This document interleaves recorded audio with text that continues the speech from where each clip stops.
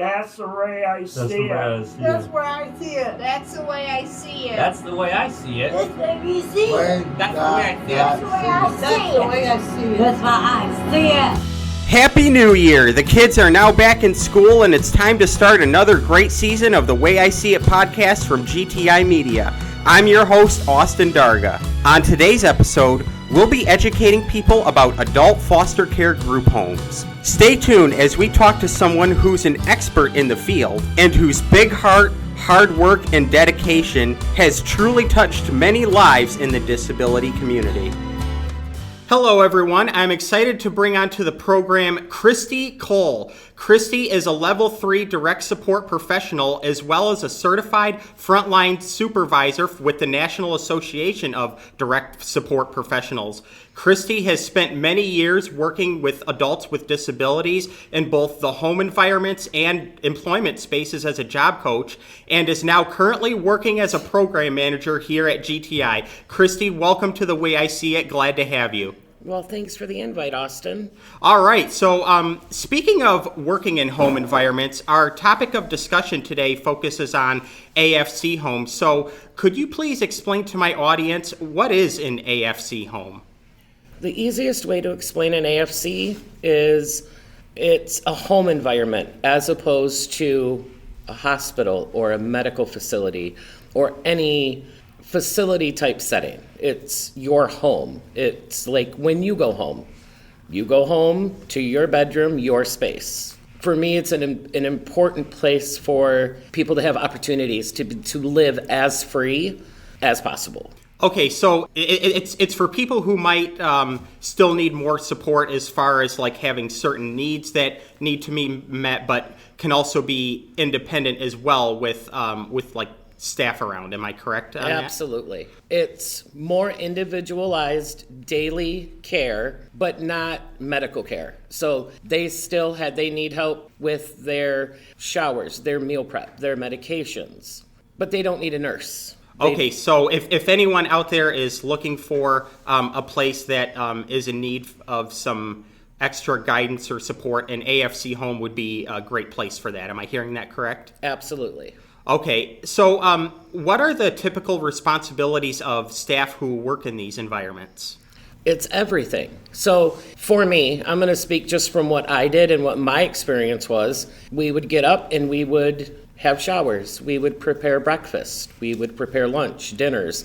Anything that you would do in your everyday life, we did. We encouraged them to do it with us. They learn skills. They might not know all of the safety that is needed to do that, but it was nice because you could work with them independently. So anything that anybody would need throughout the entire day, help being dressed, help with showers, medications, appointments, any need that you would need every day, we provided. We encouraged them to do as much as they could with us. Awesome. So it's independence, but with some support, but you still have the freedom to, have your own home and your own space, but you just have extra people there to help you. And it sounds like it's a really important round-the-clock job, because especially for those who might need, maybe some more supervision than others who might depend on like medication needs or maybe assistance with daily living things like showers or feeding or meal prep or laundry or whatever. Now, does staff typically, do they work different shifts? Like, because it obviously sounds like it's a 24-hour job, but there's obviously different staff that's there all the time around the clock, so that way the residents are still getting the support that they need. Absolutely. We would run 2 day shifts. Generally would be 7 a.m. to 3 p.m. And then we had a 3 p.m. to 11 p.m. And then we had what we called a mid shift, which would be 7 a.m. to 7 p.m. We also had a midnight shift. We were a 24-hour awake facility because sometimes people kind of get up in the middle of the night. They lack some safety skills, not understanding what time it is. Sure. So we always had multiple staff on helping complete whatever tasks need to be done through that day. We did medical appointments. A lot of times we were, the first people that the doctor would speak to because we spent the most time with our folks. There was always multiple staff on shift to make sure that everything flowed smoothly and that all of their needs were being met. And so it sounds like it's really important to have on record for the doctors to know and understand, okay, this person lives in an environment because they have certain conditions and needs that have to be met, and so they have staff that helps them talk to us and make their appointments with us just so that they're aware and understand what the situation is that's happening with them. Absolutely. And as direct care staff in an AFC home, I've always said this, I spent more time with my folks than I really did in my own home. So there are things that you observe. Observation is a big thing in an AFC. Mm-hmm. A lot of people can't communicate in a way that a lot of people can understand. So it's those small changes that we notice that doctors need to know about. So there's a lot of observation and a lot of communication between us and the families and the doctors or psychiatrists. And all of that contributes as well to their life being fulfilling as a whole. That's sometimes stuff that people don't pay a lot of attention to, the small changes. Somebody might just do something a little bit different, but that could signal something that they might need at a doctor's appointment. So yeah, it's all encompassing in what you do on a day-to-day basis. Now, are there different kinds of group homes that support different levels of needs? Like, are there some are there some AFC homes that are still that have residents who that can be independent, have some capabilities, but still need some support, and then others who support those who need like a lot of support? Absolutely. So my history is in a specialized home. I was very high care, high needs, and most of my folks had some behavioral aspect to their care. Then you have independent living, where you live independently, but you still have supports with medications and errands and doctor's appointments and those types of things. And then you have some homes that you receive just medication support, and somebody might live on site. So if somebody needs help in an area, that's available to them. So you kind of have three different areas that you can fit in based on need and home size. My home, I had a 14-bed home. I could have 14 residents, and that was co-ed. But there are homes that have 4. So you can kind of fit yourself into an area that's going to best suit you based on the biggest thing is going to be safety and in what environment they will be the safest in. Sure, and I think that's crucial for everyone to know, just so that way they're made aware that there's different spaces available that will support whatever needs and help that you need, especially those who aren't able to have a voice for themselves. I think it's really important to be able to have certain personal services out there that are going to meet their needs and, maybe their goals and their wants, and to make sure that they have a happy, fulfilled life. Absolutely. Advocacy, it's a big word, isn't it? Yeah, it is. And we talk about that a lot on this show. We have many discussions, It's very important when you're in the AFC kind of area. A lot of people wouldn't understand the folks that I took care of based on what they were doing. If you go to a doctor and they're hitting themselves, okay, that can make a lot of people uncomfortable. Right. Just like it does out in the community. Yeah. We all know they have varying degrees of behavioral aspects or appearances. Sometimes it's those small things, and you present that, say to a doctor that, okay, well, why are they hitting themselves? Well, what we've noticed in this amount of time, she would do this after we ate, or she would do this after we went shopping. So it's just a process of elimination and making sure. I had always said to my staff whenever I hired anybody, when you're in this home, imagine this is your family. Imagine these are your parents. Imagine these are your children. How would you want to see them cared for? Yeah, or a close friend or a sibling. Exactly. Put yourself in their shoes, because what if you were the one who, had a brother or a sister that was like that? Like what would you do to support them? You would need to know the information on that based on how they would need to be taken care of. Absolutely. It's more than showers and preparing meals. There's a lot more that goes into the areas when you are in an adult foster care. And it's going to depend on what level you're at. I loved what I did. I loved everything about it. But it takes a lot of work, and it takes special people to do what you do in an AFC. Oh, absolutely. And, you know, we here on The Way I See It and at GTI are not go by the book people. I mean, one of our biggest goals and main missions of both the podcast and our company is to spread awareness. And the one thing that you just mentioned about how there's certain people with behavioral aspects, that, just so everyone can know, is called a chemical imbalance. So, you know, somebody who might have autism, the reason for those behavior triggers is a chemical imbalance in their brain associated with their autism or their Down syndrome, or just being nonverbal and not being able to communicate like you and I can.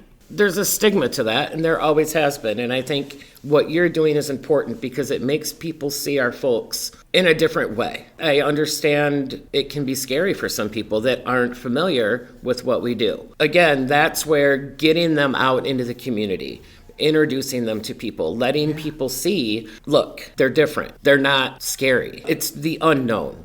Exactly. And we need a lot more people to understand. We would do walks in the neighborhood at this home. And I will never forget, on one of our first few walks, we had neighbors coming out. And they would just start asking questions, and they would meet our folks, and they fell in love with them. And they said, I'm glad we came out at this point because we didn't know what you guys did. And so that gave me an opportunity to explain to them what that AFC was, why we were there, and this is what we do. It's important for people to know that we deal with some of the sweetest people on the face of the planet. And it's like I said, I love what I do. That's why I've been doing it for as long as I've been doing it. And I really couldn't see myself doing anything else. Well, that definitely is true dedication right there. And another key word to that as well is education. I feel really good about what you're doing and what we're doing here as a team. One of the other things that we always encourage people to do is get out there and get out of their comfort zone and maybe find a situation where they could learn more about these very issues that are faced in the world on a daily basis. Well, and I've always said I don't like to use the word disability. Absolutely. Usually I phrase it as everybody's abilities are different. Absolutely. And actually that is one of the things that we do here too. I don't always use disability. I mean, disability is a phrase or a word that everybody's familiar with, but we don't want to label them as someone with a disability. So sometimes in order to educate people on my show, I'll say people with differing abilities or just people who are different. And actually, a guest who I had back on the summer said to me, he's a local captain who takes people with disabilities out on his boat sailing, which I think is just fantastic. But one of the greatest things that was ever said on the show came from him, and that is the only thing that's the same about us is that we're all different. Absolutely. And I'll never forget that. Absolutely. And that's where I think communities adjust, and the more we get our folks out and people have a better understanding of that stigma will go away. Absolutely. I agree with you wholeheartedly on that. And so, before we move on, do you have to have, any special training in order to work in AFC homes like this? You absolutely do. The training generally starts, I did a lot of it in-home based on the folks that we had. The other trainings were through our local community mental health, like recipient rights, how to handle challenging behaviors, your first aid and CPR. It's important that you know that. I think that's important for everybody to know anyway, not just in an AFC. Absolutely. How to correctly and safely administer medications. There's person-centered planning, how to make sure that you're doing your best individually for these folks to excel in areas that maybe they wouldn't be able to if they were in a more strict setting. When somebody moves into an AFC home, it's your responsibility, and it was my responsibility as the manager of that home, to make sure my staff had all of the available information when they moved in, as far as their needs, their wants, their likes, their dislikes. So you're always training in an AFC home. You're always learning as much as you can about individuals, and then you're required by the community mental health and state licensing that your trainings stay up to date and that you're following all of the most current safety rules. And the state and Northern Lakes, sometimes they offer pretty concurrent kind of trainings, but yeah, you're constantly training. You're constantly making sure your classes are up to date. And we still do that here. I still do that at GTI. Every year I have a training day, and you're kept up to date on the latest laws and regulations and expectations. And it's always important in this line of work to continue training. Some of my training went above, I did my DSP training, and that's not required training, but I am always wanting to learn more, and I always want to understand more. So for me, I love that part because I always learn something new. I always learn of a new way to think about things. So the trainings are always beneficial, but yes, you are expected to learn a lot of information on a pretty regular basis. So for anyone out there listening who may be interested in having a job like this, working in an AFC group home, this is really important for you to know, along with the professional training that you have to do, but to also take it with a grain of salt and just have the will to learn from experience and continue learning from experience, because that's the main key in what it's all about here. Is that what I'm hearing? Absolutely. There's always more to learn, and every day that I come to work, somebody teaches me something. And there you have those moments, and you've probably had them. You're doing something, you're going about your day, you're sticking to your routine, you're sticking to your schedule, and something happens, and you're like, well, I didn't think about it that way until today. And then you put that in your pocket, and then the next day when you're kind of running into the same obstacle, you remember that. And it doesn't necessarily just apply to that person. It can apply to 10 people that you were in contact with every day, because one person made you think differently about something. And I love that. And I love that about this job. I learn new things every day. The best way for people to learn a task, you learn differently than somebody sitting next to you. Yep. So for me, I love learning new things about all of our folks every day. Same here. And you and I are definitely in the same boat, because having working together in the same company, I'm going through the same exact thing, and just having all these great, exciting experiences every day, just as you are. I always tell people we're a great team here, and it's like a second family to me, because we are one big, happy family. We're a team that's accepting, that's loving, that's caring, that's willing to work with each other and learn new and different things and have different experiences off each other every single day. And that's what it should be all about, to make the world a better place. Absolutely. The folks that share the space with you get excited for you, and it makes us excited to see them excited for you. It's this big chain reaction, and it makes everybody happy all at once. And so that's exciting to see. They see you being successful. They know they can be successful. The same thing in an AFC home. If everybody is given a good example of what they can do, that means that we're all doing something right, and everybody gets to see. It's hard to explain. If you're not living in it, I can't explain the feelings that you get from doing the work that we do. I wish everybody could experience the excitement when something great happens. Well, and so the other thing that people need to take away from this too as well is that the more experience you have, and the more encouraging you can be, then the more confidence that you're not only going to have for yourself, but you're also going to help other people grow and thrive in those areas as well. You're listening to The Way I See It. We're talking with Kristi Cole. We'll have more with her after this.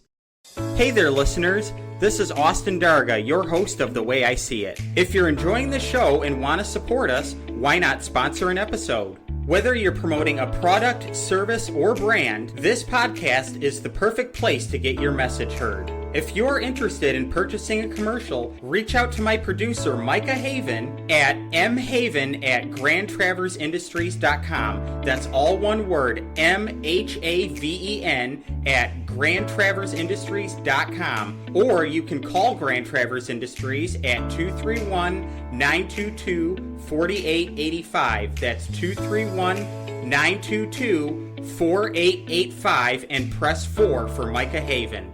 We're now back on The Way I See It with GTI Media's very own Kristi Cole. I want to dive now into more of your own personal experience, which I know you have shared a lot of so far, but if you have any more information or more things you'd love to share, we would absolutely love to hear from it. So what were some of your favorite parts of working in an AFC home? The best parts were also the hardest. It was you live with them.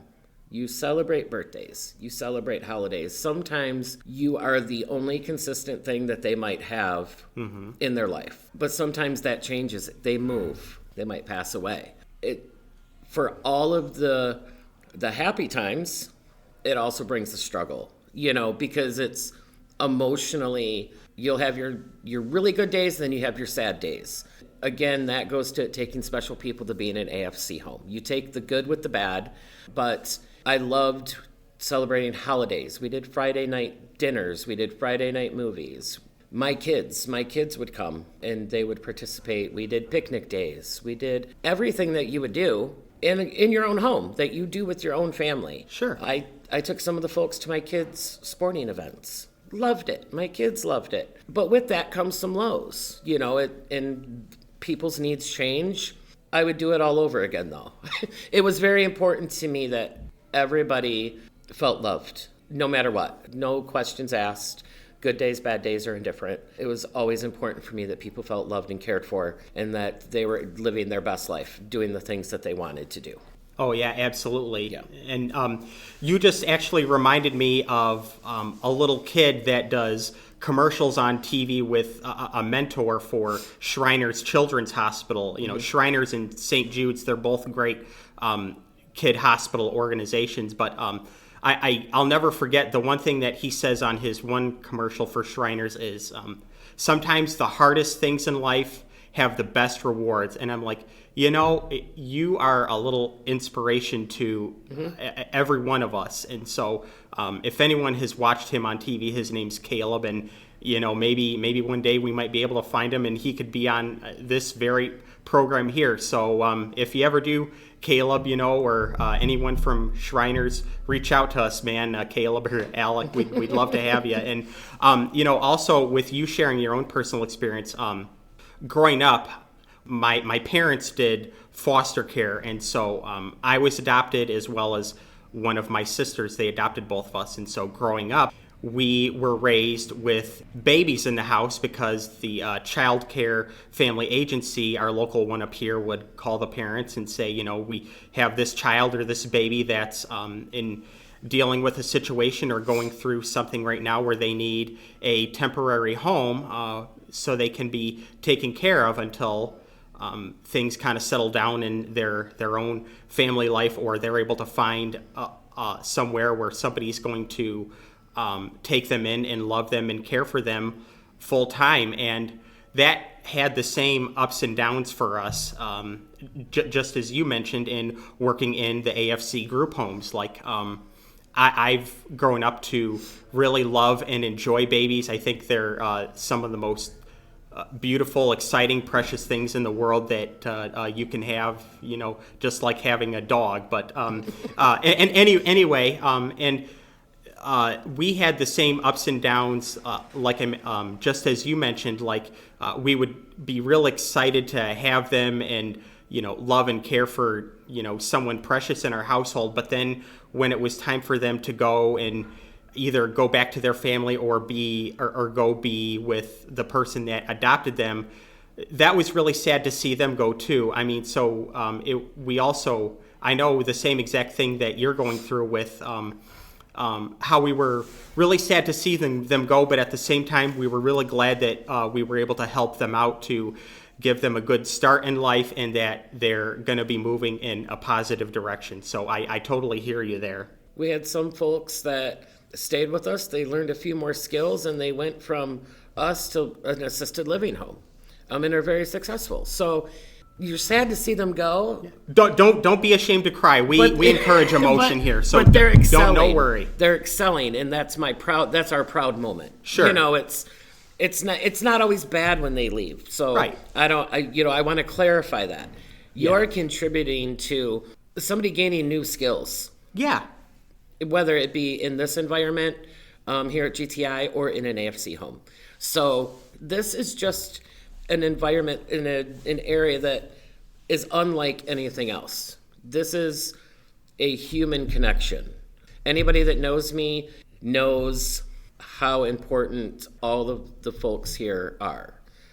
They change my life as much as I hope I'm helping change theirs. Yeah, and it's okay to have those mixed feelings, you know. That's a real important life lesson, I think, that you can learn from this, and anyone listening can get from this as well. Absolutely. Well, you know, you talking about taking the good with the bad actually leads me to my next question, which is the complete opposite of what I just asked you, and that is, what were some of the challenges that you have faced in working in AFC homes? A lot of the challenges are challenges that are out of my control, whether that be funding, staffing, conflicts. It's so much happens that's out of your control. Sure. And behind the scenes, it makes you think, what? It's hard, and it's hard to find people that can come in. You do get burnout. I was working a lot of hours. I was working 16 hours a day, 6 days a week, because you go through those staffing lulls. We would love to think that this kind of work is kind of all sunshine and rainbows, but it does come with a side that it is very emotionally challenging for staff. Just like anything in life, pretty much. Absolutely. Yeah. And it's hard when you don't feel like you're getting the support you need to provide the services that you want. So that is challenging. It's a lot of work. And sometimes you go home and you're like, I kind of expended all of my emotions for 12 hours, and you still have a life to live. So it's trying to find that balance between exhaustion and you being able to live your own best life as direct care staff. It can be tiring. Again, I would do it all over again. I just want to make that clear. I wouldn't make any different choices, but there are definite struggles to maintaining an AFC. Oh, absolutely. And that's to be expected, just like any situation in life, either at home or at work. And the most healthy way to deal with that is having the perfect balance of both a home and a work life, because if you have too much of one or the other, you know, it's just going to drive you crazy, and it's much better for your mental and emotional health to, you know, have that, what they call a happy medium.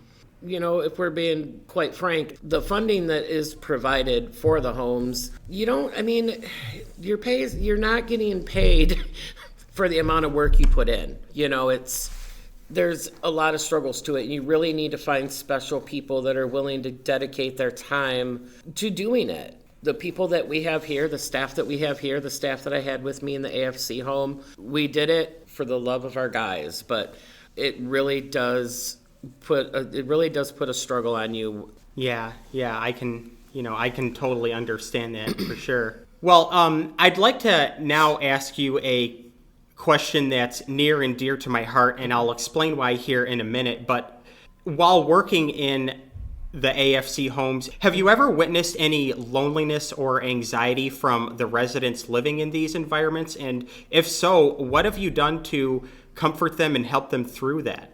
I have. I was in the home actually during COVID, in the lockdowns. Mm-hmm. It's hard. You do your best to make them all feel special.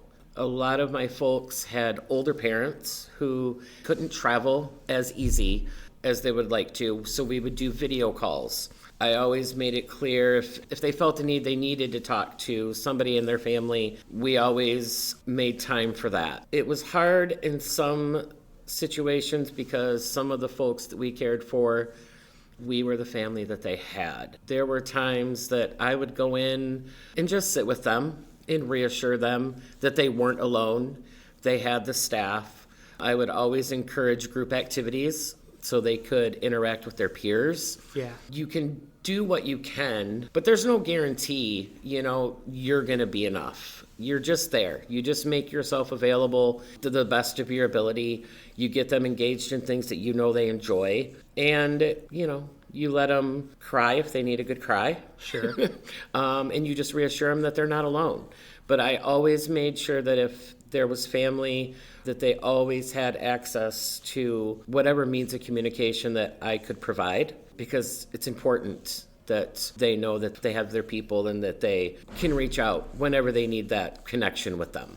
Sure. Now, are you guys able to have like any extra staff available, like counselors or social workers through CMH that would come and have specific jobs in those environments as well? In the home that I was in, we didn't have like medical staff. So we didn't have nurses that would come in. And the same thing with counselors and social workers, just somebody extra to talk to, and that were meant to be specifically for that? Or we had their case managers, like we still do here. Yeah. That we could always reach out to. But it was harder to get some of the access to some of the other, the psychiatrist or anything like that outside of a regular appointment. But you could always reach out to case management. We did have some psychiatrists that would come in once a month, touch base with our folks that were there. But an AFC home isn't a medical facility per se. So some of that is a little bit harder to coordinate. We would always reach out and do what we could to get them whatever services they needed. It would just matter how timely that might have happened. Yeah, if that makes sense. Yeah, because any situation can happen at any given day or hour or minute or second, and you just never know. And the other reason why I was asking this and bringing this up is because I know, everybody goes through different things and everybody reacts to things differently and adapts to things differently as well. I know several folks here who live in these environments, and some of them really enjoy it and they love the idea of being on their own more and being independent. But I also know some other folks as well who are more susceptible to those situations. I actually have one friend in particular who I've known for several years since school. She's nonverbal and in a wheelchair, and she's been through a lot of hard life situations when it's come to family and health. And you just, as someone who like myself, who cares deeply about that person, you can't help but wonder to yourself, like, are they getting all of their needs met? Are they getting all of the love, care, and support that they so deserve? We all want the absolute best, but there are only so many things that you're in control of in that environment. So I would always do whatever I could and reassure them. If it was not something that I could provide for them in that moment, they knew that they could trust me to make that moment happen as soon as I could. That I was reaching out to the people that needed to be contacted, and that I was relaying the struggles that they might have been having. And I always made sure, like I said, that people that were with me felt cared for and loved and wanted and special in their own way. The things that I was not available to provide immediately, I would always provide as soon as I could. I wish I had an immediate response to a lot of things for my folks, but Don't we all? The best that, yeah, you do the best that you can, and it's your job to make sure that they know that and they feel that. Well, I think out of all of the jobs that you have in those homes, I think that's the most important job of all, to just have that friend close by, to make sure that you're going to be okay and that you're going to be loved and cared for in the best way possible, and to know that they can count on you and trust you whenever they need a lending hand and someone to help them and guide them through different things. Trust is huge. It's one of the things that, again, I would tell newer staff coming in, if you gain anything from this experience, they need to know that you're there for them. You are their first stop and sometimes their last stop. They need to understand that I had good staff. My staff did put in that work because it can take some time for people to trust. Moving into a new environment like that. Yeah, patience is key, absolutely. Patience, there's a lot of new people, a lot of new staff. You're like looking around like, who are all these people? Why are you here? And it takes a minute, but once you get there, it's a great feeling. Yeah, absolutely. It just takes extra support sometimes because, not everybody can be familiar with the situation that's going on in the same way that you and I can, like we keep talking about. We're all different, and so that's just what people need to know and understand. Absolutely. So before we wrap up here, just tell us, why are AFC homes so important and what do they mean to the community? You're supporting the community that they're in, for one. You're supporting the community living by going shopping. You're going out. You're introducing them to other community members. You're taking away that fear or that stigma that some people might have. I think being exposed to the AFC, the people that live in that AFC, does great things for a community as a whole. People with disabilities or people who are different need a safe space, and everybody should be more accepting as a whole, as far as recognizing that somebody else is going through something different than you are, basically. It teaches empathy. Yeah, exactly. It teaches empathy, and you're more accepting of people in your community when you take away a stigma from something you don't know. It changes the way I think a community reacts to our folks, and absolutely, and it's just good, and they make you feel good. And I think once you drop your guard and you understand who they are. I think that I think that the main lesson from today's episode that everybody could learn from this is less stigma, more empathy. See, we should have just said that and not me. No. I think that you're doing great, yeah. But it's and it's hard to explain when you don't do it. I just love what I do, and putting that into words sometimes is not easy, obviously. Sure. So, but I love our guys. Absolutely. And it's a privilege when you get to meet them and be in their lives.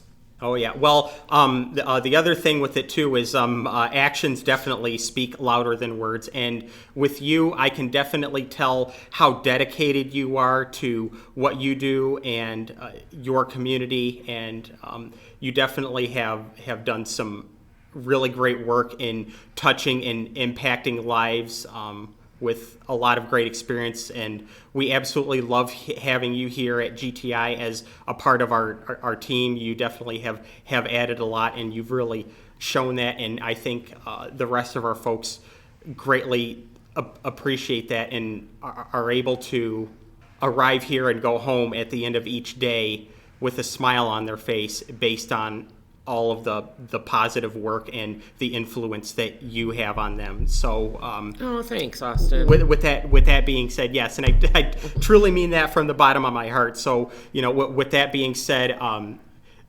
keep up the good work. We love having you here, and I really loved having you on the program today to bring out this very issue and educate people into what these environments are and what exactly goes on, because you never know when something might occur in someone's life, whether it's your very own or someone else's. And it's always good to lend a helping hand if possible. So thanks, Austin. I appreciate it.